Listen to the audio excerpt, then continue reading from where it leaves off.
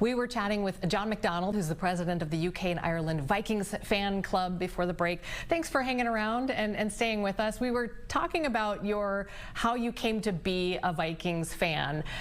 You want to just tell us again a little bit about that, and then I have so many questions, but let's start there. Yeah, I was watching the championship game against the Saints, and I was watching it in a bar, and some Packers fans were burning their old Brett Favre jerseys in the garden, and I was like, I want to be everything that's not that. And I became a Minnesota Vikings fan that day. I love that. I wonder if we can see producer Amber's face right now. I would love to see her. My jaw hit the floor. I'm a lifelong born and raised Packers fan, John. So the way you just daggered my heart. It's all right. Okay. All right. Amber, back out. We'll bring her back in later. But right now, this is time to talk Vikings. Okay. So that was, you said, about what, 20 years ago? Yeah, about 20 years ago, and you've been a fan ever since. I'm curious, do you have a favorite era of the Vikings, like a combo of the offense or the defense that is like your favorite time in this organization? I mean, it's the Minnesota Miracle, and that team building up to that, because obviously the Purple people, it was well before my time, and Moss and Carter were before I started watching it, so I didn't get all of that, unfortunately. But the 2017 run was absolutely awesome. Diggs and Thielen, and so unexpected. But yeah, what we've got now is ridiculously underrated. Agreed. I agree with you. I want to, first of all, I have to know how you are watching the games. Is it easy to get them over there? And then what time difference usually is there? Like, are you at night watching these? Yeah, we mean, we do have Game Pass over here, so we get all the games over here. So, but the first two games of the season weren't that easy for us. Kicking off at 1 a.m. in the morning and finishing at 4 when some of us have to go to work at 7 a.m. So yeah, especially after a loss, after a win, you can power through that day. But when you stayed up till 4 o'clock in the morning and you're doing it on 3 hours sleep after a loss, it's a bit of a struggle. It's so brutal. Okay, so I want to ask your opinion on our quarterback situation, because as you know, this is every year we seem to have a lot to talk about around the quarterback's position. What are your thoughts here as we head into to this week and beyond?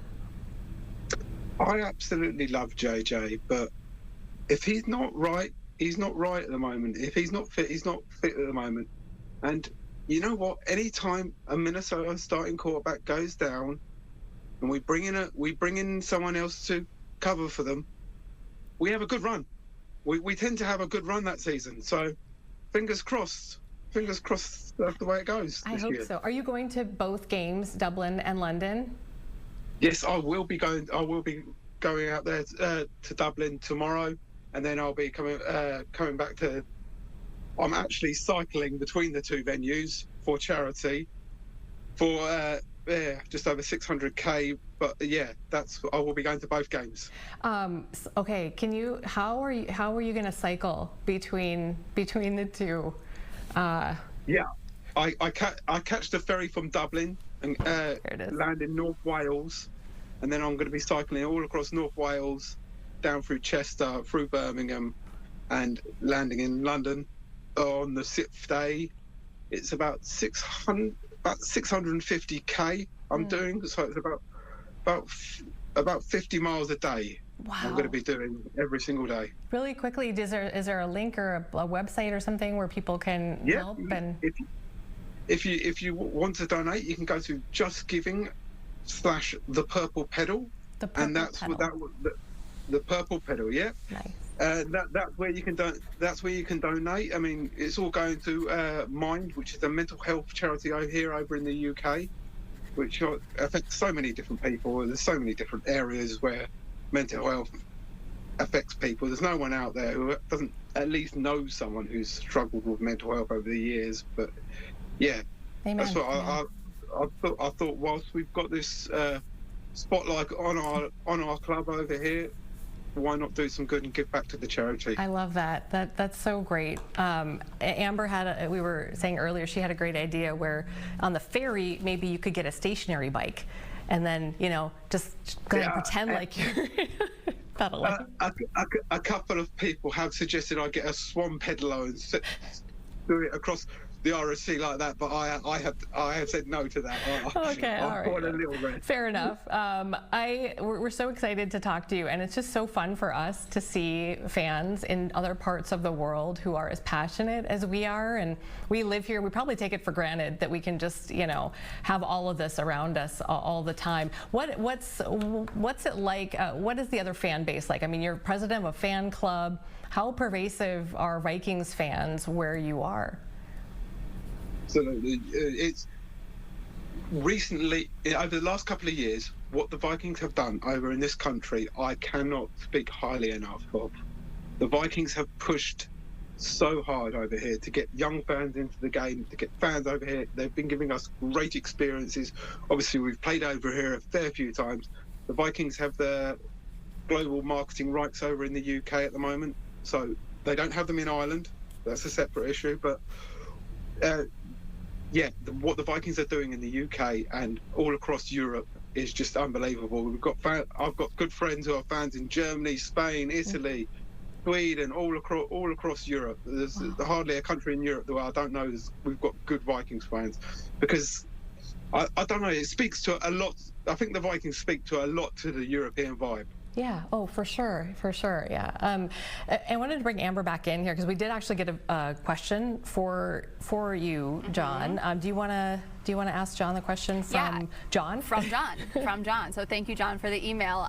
John wants to know your opinion on Guinness beer in Ireland, because everyone says that we kind of have the pasteurized and not so great stuff over here. So is it really better in Ireland?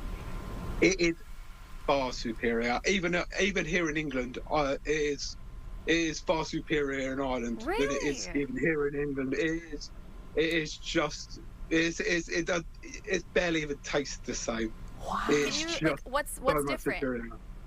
It's just freshness in the taste, and absolutely all the barkeepers over there know exactly how to pour a perfect Guinness. Yeah, it's just completely different. Oh my goodness. We just have like a minute or two left, John, but you've been here in the States. In fact, you've been to Minnesota to go to some games. Tell us about that experience. Yeah, about 2 years ago, we brought over about 40 fans, traveled over for, it was the Bears game on the Monday night, just after Thanksgiving a couple of years ago. We flew over, we took in a Timberwolves game, we saw a Gophers game, we saw a Wild game, and we went to the Bears game against the Vikings, and all four teams lost, obviously, because that's Minnesota for you.